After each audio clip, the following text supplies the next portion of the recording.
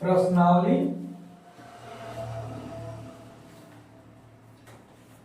4.3 का question number 1 और question में ये यदि निम्नलिखित द्विघात समीकरणों का मूल अस्तित्व में हो तो इन्हें पूर्ण वर्ग विधि से बनाया ज्ञात किया जा सकता। यानी हम आपको बताए थे ये एक d बराबर 0 हो या फिर d बड़ा हो किससे 0 से।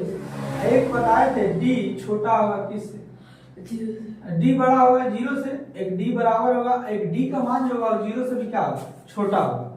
यानी अगर इस स्थिति में आएगा तो मूल अस्तित्व में नहीं होगा, यानी क्या हो जाएगा निगेटिव में चल जाएगा। ये क्या होगा उस स्थिति में d का मान बड़ा होगा किससे 0 से।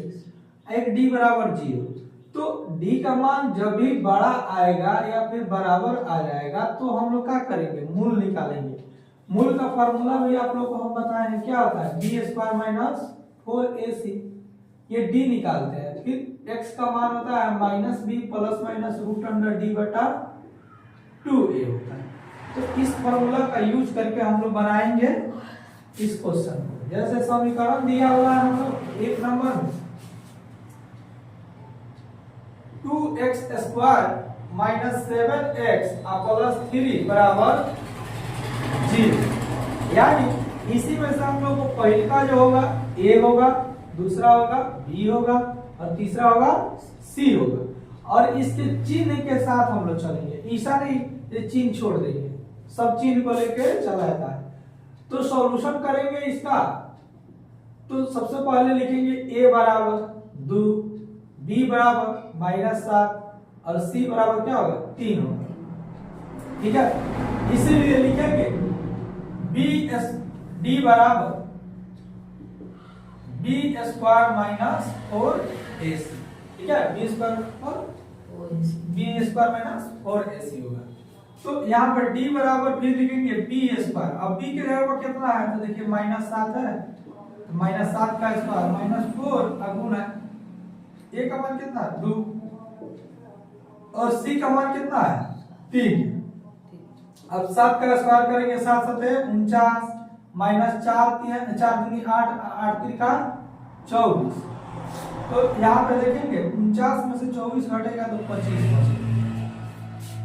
इस स्थिति में d बड़ा है किससे 0 से, बड़ा है कि नहीं, क्योंकि 0 से बड़ा संख्या हो गया 25।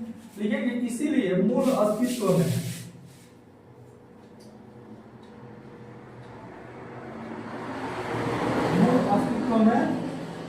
है।